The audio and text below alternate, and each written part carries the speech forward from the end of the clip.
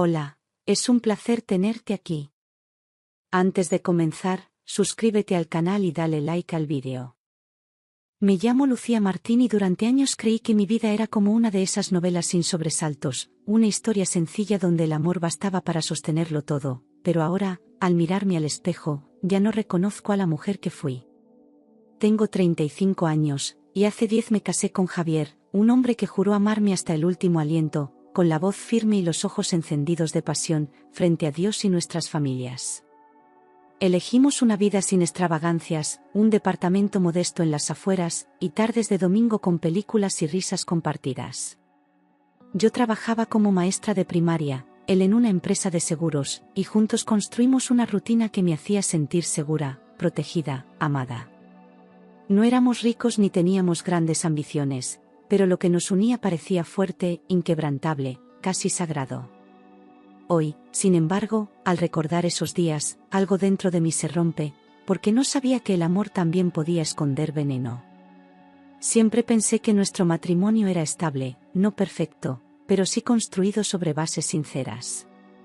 No necesitábamos joyas ni viajes exóticos para ser felices, con una pizza casera y su mano sobre la mía, el mundo parecía estar en paz. Javier solía despertarme con besos en la frente y preparar el café antes de irse al trabajo. En las noches, hablábamos de cosas pequeñas, el perro del vecino, una serie nueva, el precio del aceite. Yo creía que eso era amor real, constante, simple y verdadero. Pero hace unas semanas, algo comenzó a torcerse, casi imperceptible, como una corriente fría que entra por una rendija y va apagando el calor sin que te des cuenta. Javier ya no me miraba como antes, ni me tocaba como antes, ni me hablaba como antes. Había en su voz una prisa, una distancia, un tono que me hacía sentir fuera de lugar en mi propia casa. Dejó de hacer preguntas sobre mi día, y cuando yo hablaba, su atención parecía en otro sitio. Empecé a preguntarme si había hecho algo mal. Las cenas se volvieron momentos de incomodidad, donde los cubiertos hacían más ruido que nuestras voces. Yo servía la comida con una sonrisa tensa, intentando rescatar algo de nosotros, pero él apenas comía y siempre tenía prisa por irse al despacho. Las risas desaparecieron sin que nos despidiéramos de ellas, como si nunca hubieran existido. Sus ojos, que antes me desnudaban con ternura, ahora pasaban por mí como si fuera una sombra. A veces, el silencio dolía más que cualquier palabra cruel. Cuando por fin reuní el valor para preguntarle si todo estaba bien, si había algo que yo no sabía, su respuesta era siempre la misma: es el trabajo. Me lo decía sin mirarme, sin detener lo que hacía, como si no mereciera más explicación. Cada vez que lo decía, sentía que una parte de mí se encogía un poco más. Yo quería creerle, necesitaba creerle, porque aceptar otra cosa habría sido abrir una herida que aún no estaba preparada para enfrentar. Pero su voz ya no sonaba cansada, sonaba vacía. Fue entonces cuando empecé a notar su obsesión repentina con el móvil, ese aparato que antes olvidaba en cualquier rincón de la casa. Ahora lo llevaba consigo hasta el baño, lo ponía bajo la almohada por las noches y lo mantenía en silencio. Si sonaba, salía del salón para contestar, como si yo no pudiera o no debiera escuchar. Nunca lo dejaba cargando lejos, y hasta desactivó las notificaciones de la pantalla. Fue imposible no sentir que escondía algo. Un día, sin querer, pasé cerca mientras él usaba el móvil y vi cómo bloqueaba la pantalla con una rapidez instintiva, casi como si yo fuera un ladrón. Su expresión cambió, se tensó, como si me hubiera atrapado en medio de un crimen.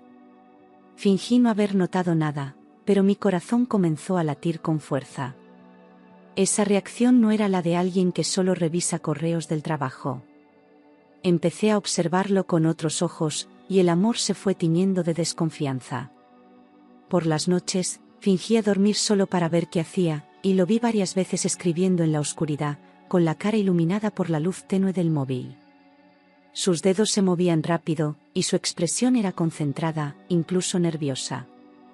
No eran correos, ni chats de grupo. Escribía como quien tiene algo prohibido entre las manos. Cuando escuchaba que yo me movía, apagaba el móvil de inmediato. Yo cerraba los ojos, pero el alma se me iba abriendo en dos. empecé a vivir en un estado de alerta constante, con el pecho apretado y el estómago revuelto cada vez que lo escuchaba llegar. Algo dentro de mí gritaba que aquello no era normal, que no era solo una etapa. Pero, ¿cómo acusar a alguien sin pruebas? ¿Cómo enfrentar lo que no se puede tocar? Lo observaba como se observa a un desconocido peligroso, con cautela, con miedo, con una mezcla amarga de rabia y amor.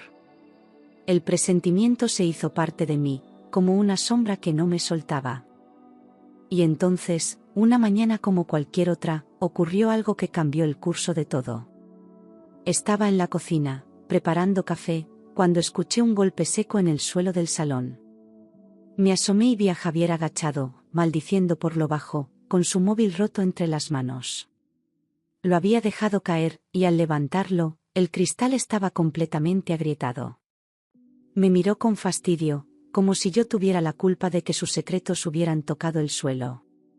El teléfono ya no encendía, ni respondía a ningún botón, y Javier, desesperado, empezó a golpearlo contra la palma de la mano como si eso fuera a arreglarlo.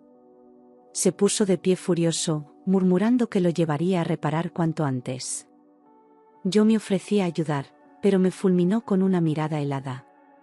Tomó su chaqueta y salió de casa sin despedirse, dejando atrás un silencio más pesado que nunca. No sabía qué había dentro de ese móvil, pero por primera vez quise saberlo todo. Cuando volvió esa noche, traía el rostro endurecido, las cejas fruncidas y un silencio que pesaba como plomo. Respondía con monosílabos y ni siquiera tocó la cena que le había preparado. Maldijo por lo bajo varias veces, como si el universo entero conspirara contra él. Yo solo lo observaba, intentando descifrar si su enojo era por el teléfono, o por algo mucho más profundo. En su mirada no había cansancio, había frustración, rabia contenida y algo que no quise nombrar, miedo. Al día siguiente, mientras se ajustaba la corbata frente al espejo, me dijo sin mirarme que llevaría el móvil al taller de reparación después del trabajo. Yo asentí, fingiendo que me daba igual, aunque por dentro ya comenzaba a trazar preguntas que no podía detener. Me pareció extraño que no lo hiciera antes, siendo algo tan importante para él. Lo metió en una pequeña bolsa y lo guardó como si llevara un tesoro frágil.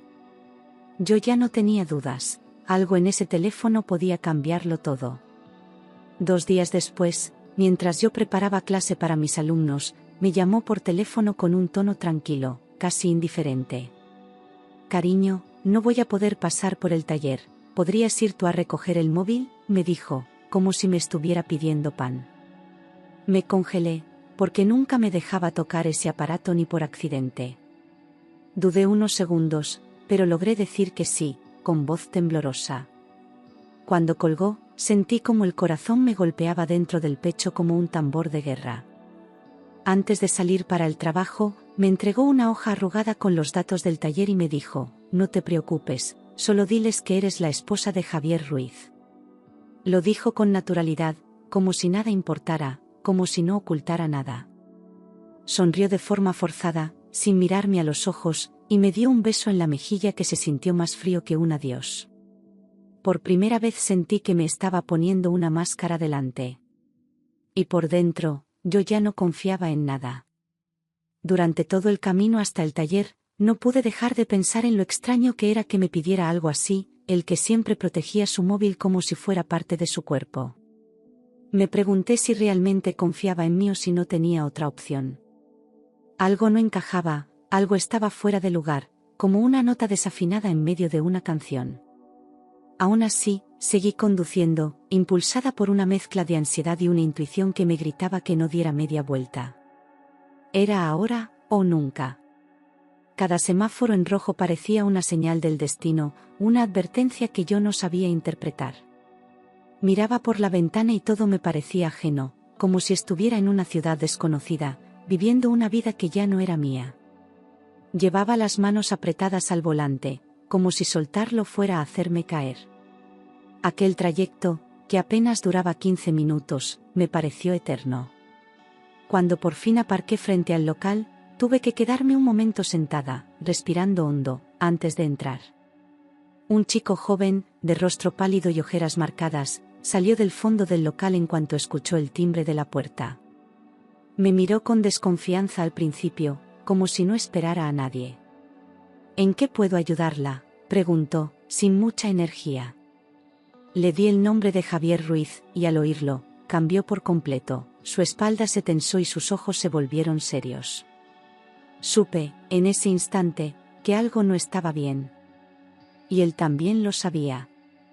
El técnico me miró durante varios segundos antes de hablar de nuevo, como si estuviera dudando si debía decir algo más. ¿Es usted la esposa de Javier Ruiz?, preguntó finalmente, con una voz tan baja que casi no pude oírla. Asentí, aún sin entender qué estaba pasando, con un nudo formándose en la garganta. El chico tragó saliva y miró hacia la parte trasera del local, como buscando confirmación invisible. Luego volvió a mirarme con una expresión completamente distinta, miedo. En ese momento, sentí un escalofrío recorrerme la espalda, como si algo invisible me envolviera. Todo mi cuerpo reaccionó antes que mi mente. Supe, con una certeza inexplicable, que estaba a punto de escuchar algo terrible. El corazón me latía en los oídos y las manos comenzaron a sudarme.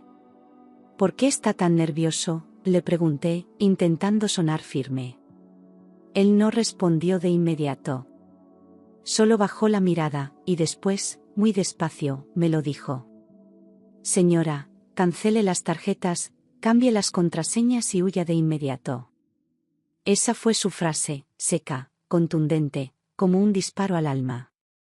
Me quedé paralizada, sin entender, sin saber si aquello era una broma macabra o el principio de una pesadilla. ¿Qué ha visto?, le pregunté, sintiendo que el suelo comenzaba a tambalearse bajo mis pies.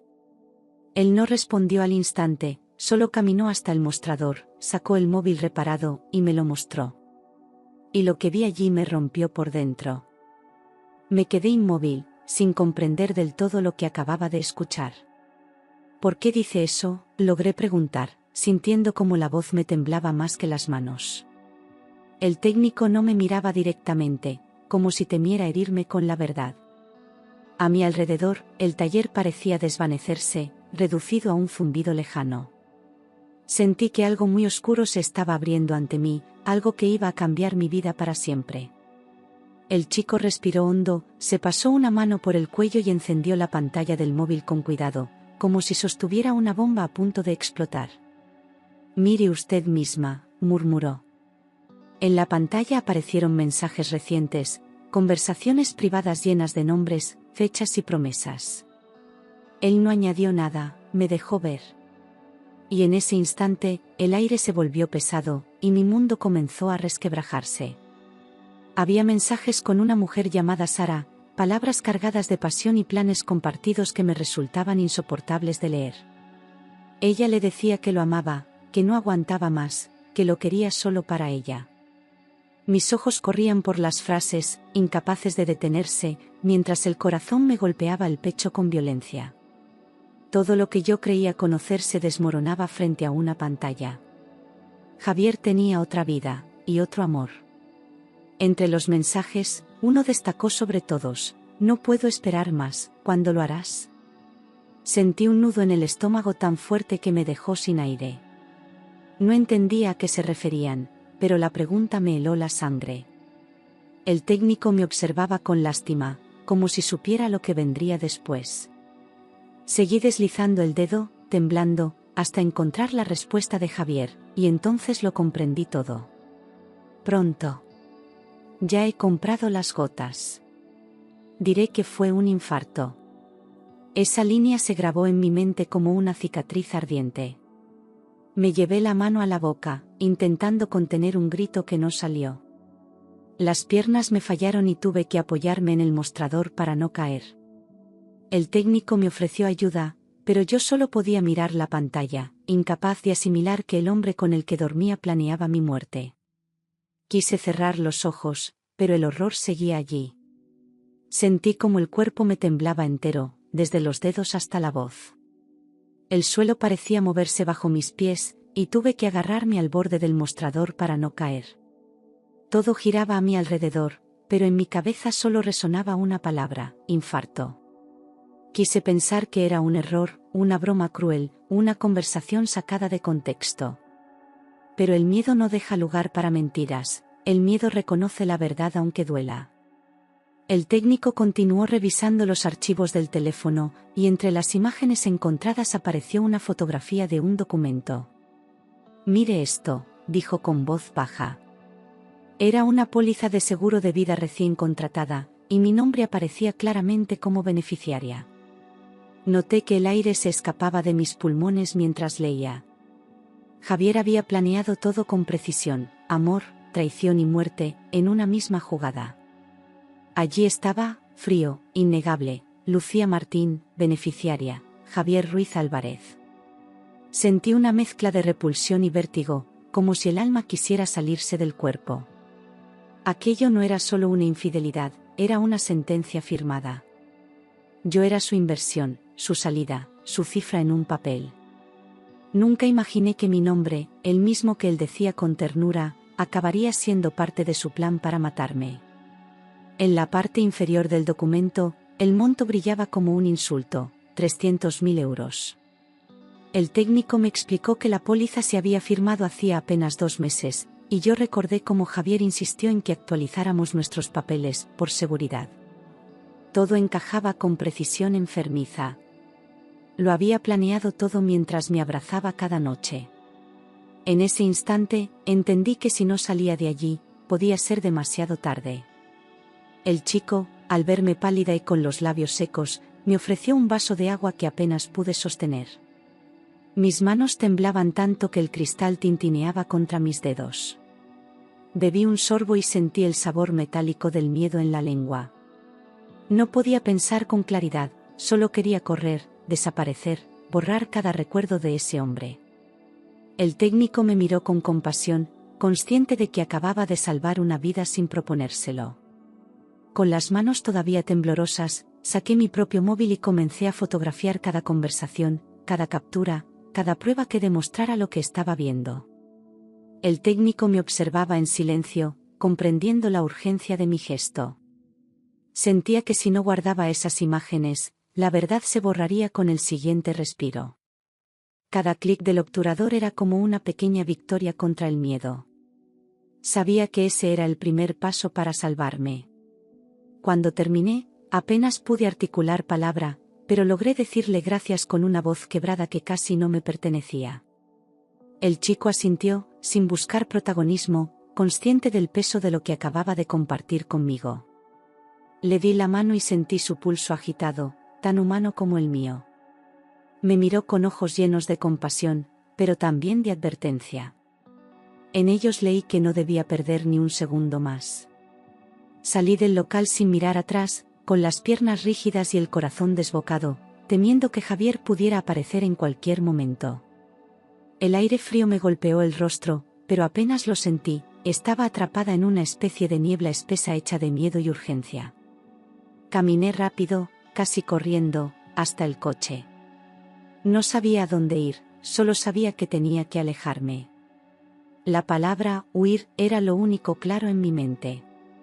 Conduje de vuelta intentando controlar el temblor de mis manos, repasando mentalmente cada detalle del descubrimiento. Cuando aparqué frente a casa, respiré hondo varias veces antes de atreverme a entrar. Todo parecía igual, como si nada hubiera pasado, pero yo ya no era la misma. Crucé el umbral con cautela, temiendo que él estuviera allí. El silencio del salón se sintió más amenazante que nunca. Sobre la mesa dejé su teléfono reparado, cuidadosamente, como si fuera un objeto contaminado. Quería que todo pareciera normal, que no sospechara nada. Observé aquel aparato un instante, sabiendo que dentro de él se escondía su culpa y mi salvación. Me costó no lanzarlo por la ventana o romperlo de nuevo. Pero la prudencia me mantuvo fría, era mejor fingir que nada había cambiado. Subí las escaleras con el corazón en la garganta y empecé a hacer la maleta sin pensar demasiado. No podía quedarme una noche más en esa casa, cada sombra me parecía una amenaza. Metí lo justo, algo de ropa, mis documentos, el móvil y el cargador. No lloré, no grité, solo me movía rápido, guiada por una calma extraña. A veces la supervivencia no grita, actúa. Cuando terminé de guardar todo, me senté en el borde de la cama y escuché. No había ruido, ni pasos, ni voces. Solo el zumbido del reloj marcando los segundos, como un recordatorio de que debía irme ya. En ese silencio comprendí que el amor había muerto mucho antes de que yo lo supiera. No sentí pena, sentí alivio, era hora de salvarme. Marqué el número de mi madre con los dedos helados y, cuando respondió, no pude contener un sollozo. Mamá, necesito ir a casa. No preguntes, por favor, le dije, intentando sonar serena. Ella percibió el miedo en mi voz y no insistió. Me dijo que me esperaba con la puerta abierta, como siempre. Colgué y me quedé un momento con el móvil en la mano, respirando despacio, preparándome para el último paso. Aquella noche dormí en mi antigua habitación, la misma donde soñaba con un futuro que ahora me parecía ingenuo. Mi madre no dijo nada, solo me abrazó con una ternura que me rompió por dentro. Por primera vez en mucho tiempo, sentí paz, una paz frágil pero real. Sabía que no estaba a salvo del todo, pero al menos estaba lejos de él. Cerré los ojos y me permití descansar, aunque fuera solo unas horas. Al amanecer, sin desayunar siquiera, me vestí y fui directamente al banco. Cada paso era una afirmación, estaba viva, y quería seguir estándolo. Entregué mis documentos con firmeza y pedí hablar con un gestor. No iba a permitir que Javier siguiera teniendo acceso a mi dinero, ni a mi vida. Era el comienzo de mi defensa, el primer acto real de libertad. En el banco expliqué que necesitaba bloquear las tarjetas y cerrar todas las cuentas compartidas de inmediato. El empleado me miró sorprendido, pero mi rostro no dejaba lugar a dudas. Cada firma que estampaba en los formularios era un corte más con mi pasado, una línea que separaba la vida del peligro. Pensaba en Javier, en su rabia cuando descubriera lo que había hecho. No me importaba, por primera vez, no tenía miedo. Después de salir del banco, fui directamente a la comisaría, sosteniendo el móvil con las pruebas como si llevara un corazón ajeno entre las manos. Conté lo esencial al oficial de guardia, que me condujo a una sala aparte. Me temblaba la voz, pero no retrocedí. Sabía que si guardaba silencio, le estaría entregando mi destino. Y yo ya había aprendido que el silencio mata. Ante la gente que tomó mi declaración, mostré las fotos, los mensajes, las capturas de la póliza. Le relaté todo, las gotas, el seguro, las conversaciones con Sara, el plan frío y meticuloso. Cada palabra salía de mí como una descarga eléctrica. Me miraba con incredulidad y horror, pero también con respeto. Cuando terminé, sentí que el peso que cargaba sobre el pecho empezaba, al fin, a ceder. Los agentes se miraron entre sí, sin saber muy bien qué decir al principio. Uno de ellos tomó el teléfono con cuidado, revisó las pruebas y frunció el ceño. «Esto es grave, muy grave», murmuró. En pocos minutos ya estaban imprimiendo copias, sellando documentos, iniciando un protocolo urgente. Yo observaba todo desde mi asiento, con la mente nublada y una sola certeza: había hecho lo correcto. Esa misma tarde solicitaron una orden de protección para mí, y un patrullero me acompañó de vuelta a casa de mi madre. Me explicaron que Javier sería notificado en breve y que debía evitar cualquier contacto con él. Escuchar su nombre me provocó un escalofrío. Agradecí en silencio aquella red de seguridad que ahora me rodeaba. Por primera vez en días, sentí que alguien me creía. Aún con protección, las noches seguían siendo una batalla contra mis propios pensamientos. Cualquier ruido me hacía sobresaltar, cualquier sombra me parecía su figura. Mi madre intentaba distraerme, pero yo apenas dormía. Vivía con la sensación de que, en cualquier momento, él aparecería para terminar lo que no había podido lograr. El miedo es un huésped que no se va fácilmente. 2 días después, me llamaron desde la comisaría. Javier había sido notificado y, según me dijeron, se quedó pálido, sin palabras, cuando le informaron de la denuncia. No intentó llamarme ni aparecer por casa, lo cual me inquietó aún más. Sabía que su silencio no significaba aceptación, sino cálculo. Era un hombre que no soportaba perder el control. y ahora todo su mundo se derrumbaba. Una semana después supe que había dejado nuestro piso y se había mudado con su amante. Lo confirmé a través de un vecino que me escribió con cautela. No sentí dolor, ni rabia, solo una extraña calma. Era como ver una puerta cerrarse lentamente, sin ruido, pero con un eco definitivo. Lo que un día fue hogar, ya solo era escenario de una mentira. La fiscalía abrió un caso por intento de homicidio y fraude a las aseguradoras. Me citaron varias veces para ampliar la declaración y entregar copias certificadas de las pruebas. Los agentes trabajaban rápido, sabían que cada día contaba. Mientras tanto, yo intentaba recomponer mi vida, aunque el pasado aún me perseguía en sueños. No buscaba justicia por venganza, sino por dignidad. Cuando detuvieron a Sara, la mujer negó todo al principio, diciendo que los mensajes estaban manipulados. Pero las pruebas eran demasiado claras, y su rostro lo delataba. Intentó culpar a Javier, luego retractarse, luego llorar. Yo observé las noticias desde casa, con un nudo en el estómago. Era extraño ver sus caras en televisión, dos personas que habían compartido mi cama, mis días, mi vida, convertidas ahora en acusados. Cada captura de pantalla, cada mensaje guardado, cada imagen del contrato se convirtió en una pieza clave dentro del caso. Los peritos confirmaron que no había manipulación alguna, y su validez fue incuestionable ante el juez. El teléfono, que un día fue símbolo de sospecha, ahora era mi escudo. Mientras tanto, Javier y Sara se hundían en contradicciones. Lo que intentaron esconder en la oscuridad, ahora ardía bajo la luz de la justicia. El día del juicio llegó como una tormenta contenida. Me senté en la sala con el corazón encogido, rodeada de abogados, funcionarios y miradas curiosas. Javier entró esposado, con la misma camisa que yo le había regalado años atrás, y sus ojos vacíos evitaron los míos. Sara se sentó a su lado, más pálida de lo que imaginaba. Nadie dijo mi nombre en voz alta, pero yo lo sentía retumbar en cada rincón del tribunal. Tras horas de declaraciones, pruebas leídas y silencios más elocuentes que cualquier palabra, el juez se levantó para anunciar la decisión. Todo se detuvo, incluso el aire. Culpable, dijo con voz firme, por tentativa de homicidio y fraude documental. Un murmullo recorrió la sala, mientras Javier apretaba los dientes y Sara se derrumbaba en lágrimas.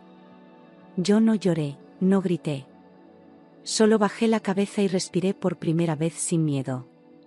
15 años de prisión.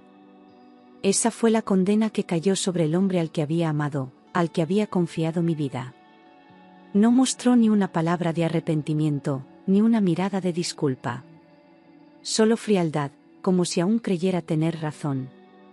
La justicia fue lenta, pero llegó como una llama que purificaba. Salí de la sala sin volver la vista atrás, decidida a no cargar nunca más con su sombra. Cuando crucé la puerta del juzgado, sentí como el peso que me aplastaba el pecho se disolvía poco a poco. No fue euforia, fue un alivio denso, silencioso, como cuando te despiertas de una pesadilla larga. Por fin, estaba viva de verdad. Caminé por la acera sin rumbo, sintiendo el sol en la cara como si fuera la primera vez. Nadie sabía quién era yo, y eso, por fin, me hacía libre. Pasaron unos días antes de atreverme a volver al taller. Quería darle las gracias a aquel chico que, sin buscarlo, me había salvado la vida. Cuando me vio entrar, se quitó los auriculares y sonrió tímidamente. Le extendí la mano con fuerza, con gratitud, con algo que parecía cariño. No sé cómo agradecerte lo que hiciste, le dije. Y su respuesta me acompañará siempre. A veces, reparar un móvil es reparar un destino, murmuró, como si no supiera la dimensión de su frase.